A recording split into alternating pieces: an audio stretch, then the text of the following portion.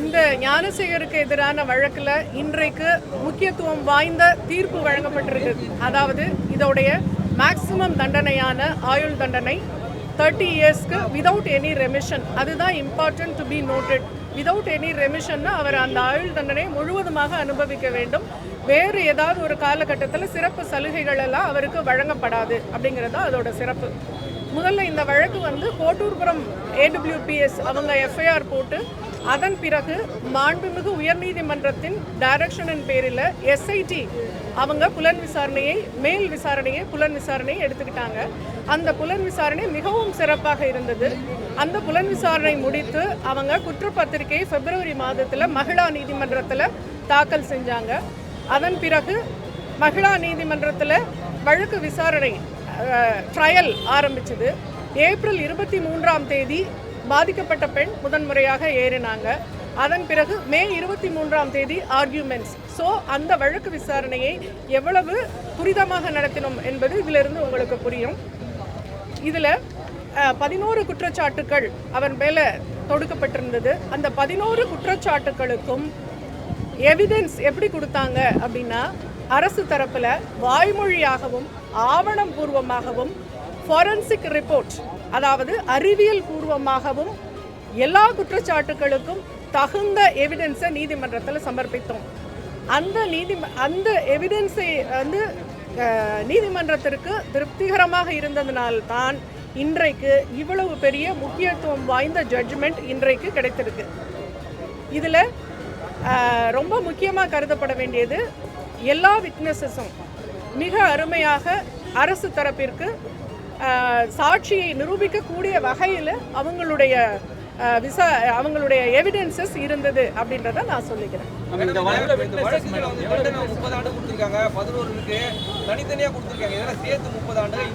ஆமாம், ஏக காலத்தில் அனுபவிக்கிற மாதிரி கொடுத்துருக்குறாங்க. அப்படிதான் வழக்கமாக கொடுப்பாங்க.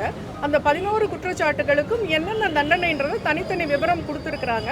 அதில் ஹையஸ்ட் இந்த ஆயுள் தண்டனைன்றதுனால அதை மட்டும் மென்ஷன் பண்ணி தீர்ப்பின் முழு விவரங்களை நான் படிக்கல. நான் படிச்ச பிறகு சொல்றேன். இதுதான் அது மேக்சிமம். இந்த குற்றச்சாட்டுக்கு மேக்சிமம் பனிஷ்மெண்ட் இதுதான்.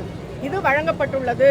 அதை தாண்டி விதவுட் ரெமிஷன், அதுதான் அதுல ரொம்ப சிறப்பாக பார்க்கப்பட வேண்டிய விஷயம். விதவுட் ரெமிஷன்னா எந்த ஒரு சலுகையும் அவருக்கு கிடையாது. எந்த ஒரு நன்னடத்தை காரணமாக வெளியே வருது இதெல்லாம் எதுவுமே கிடையாது. ஆயுள் தண்டனையை முழுமையாக ஏற்றுக்கொண்டது. தண்டனை குறைப்புக்கு கண்டிப்பாக இது மேல்முறையீடு போறதுக்கு வாய்ப்பு இருக்கு. அதை நான் சொல்ல முடியாது, அது அக்யூஸ்டு தான் முடிவு பண்ணணும். அதை தவிர ஒரே ஒரு விஷயம் நான் தெளிவுபடுத்தணும்னு நினைக்கிறேன். இன்னொரு நபர் இதில் சம்மந்தப்பட்டிருக்கிறாரான்னு நிறைய டிபேட் அதெல்லாமே நான் பார்த்தேன். அதில் நான் தெளிவுபடுத்தணும்னு நான் நினைக்கிறேன்.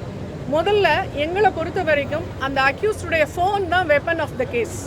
அந்த ஃபோனை ஃபாரன்சிக் எவிடன்ஸ்க்கு நாங்கள் அனுப்புகிறோம். நீதிமன்றம் மூலமாக ஃபாரன்சிக்கு அனுப்பப்பட்டு அந்த ஃபோனில் என்னென்ன விஷயங்கள் இருந்தன, அதில் அவருடைய சோஷியல் ஆக்டிவிட்டீஸ் என்னென்ன, சோஷியல் மீடியா எதெல்லாம் இருக்கிறாரு, வேறு என்னென்னலாம் அதில் இருக்குது அப்படின்னு சொல்லி எல்லாத்தையுமே அந்த ஃபாரன்சிக் அனாலிசிஸ்க்காக அனுப்பப்பட்டது. அதில் குறிப்பாக அந்த சம்பவ தினம் 23ஆம் தேதி அந்த ஃபோனுடைய நடவடிக்கை என்ன அப்படின்னு ஃபாரன்சிக் லேப் அனலைஸ் பண்ணி அந்த ஃபோன் ஃப்ளைட் மோட், அதாவது ஏரோப்ளைன் மோடில் போடப்பட்டது அப்படிங்கிறத FSL ஃபாரன்சிக் சயின்ஸ் லேபரட்டரி ரிப்போர்ட்டாக ஆவணமாக நீதிமன்றத்தில் தாக்கல் செய்துள்ளது. அந்த சம்பவ நேரத்தில் சம்பவ நாளன்று அந்த ஃபோன் ஏரோப்ளைன் மோடில் போடப்பட்டிருந்தது என்பதை ஆவணபூர்வமாகவும் அந்த நிபுணர் வாய்மொழி சாட்சியாகவும் நீதிமன்றத்தில் சொல்லிட்டு போயிருக்காங்க. ஒரு பாயிண்ட். செகண்ட் பாயிண்ட் என்ன நான் சொல்லணும்னு நினைக்கிறேன்னா, அது அவனுடைய ஃபோன் ஏர்டெல் சிம்.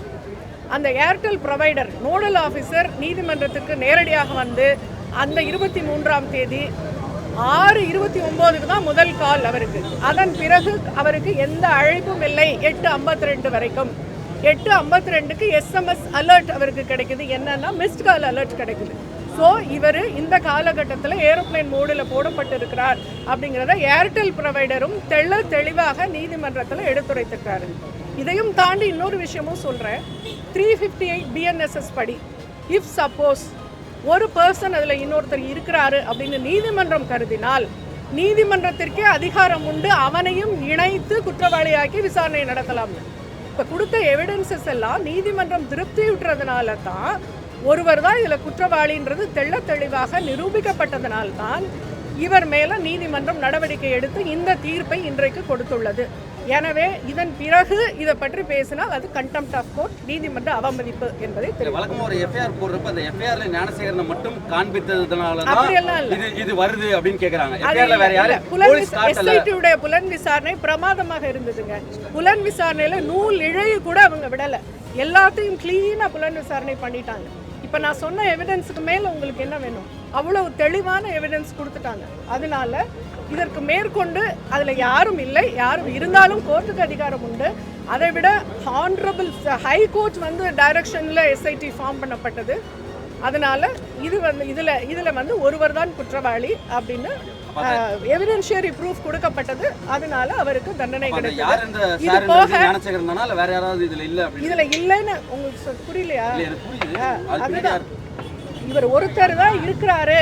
அந்த பெண்ணே வந்து ரிங்டோன் ஏதாவது வந்துதான்னு கேட்டப்ப அந்த பொண்ணு இல்லை அப்படின்னு பாதிக்கப்பட்ட பெண்ணே சொல்லிட்டாங்க. அதாவது அவளை ஏமாத்துறதுக்காக, தானும் ஒரு யூனிவர்சிட்டி ஸ்டாஃப்னு ஏமாத்துறதுக்காக போட்ட நாடகம் தான் அதுங்கிறது ஆவணபூர்வமாக மட்டும் இல்லை, அறிவியல் பூர்வமாகவும் இதை வந்து நிரூபிச்சாச்சு.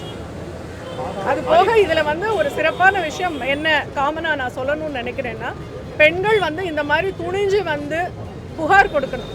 பெண்கள் பயந்துட்டு, அநீதி இழைச்சவனுக்கு பயந்துக்கிட்டு அப்படி உட்காரக்கூடாது. அந்த பெண் துணிச்சலாக வந்து கொடுத்ததுனால இன்றைக்கு அவனுக்கு அந்த தண்டனை கிடைக்கப்பட்டிருக்கு.